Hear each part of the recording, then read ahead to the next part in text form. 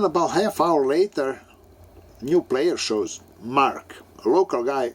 He sat down and even said, ladies and gentlemen, put your seatbelts on. 27.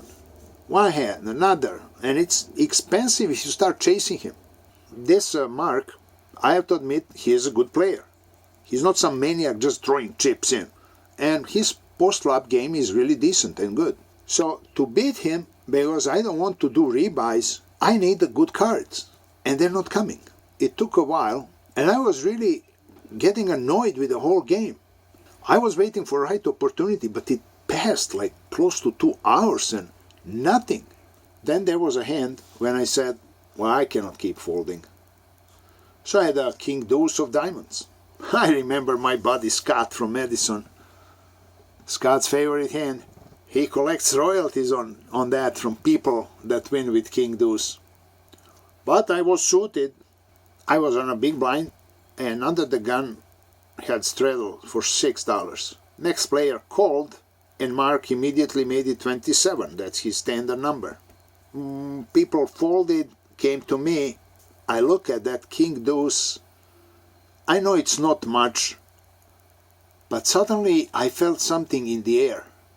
I'm telling you, there was something telling me that I have to call.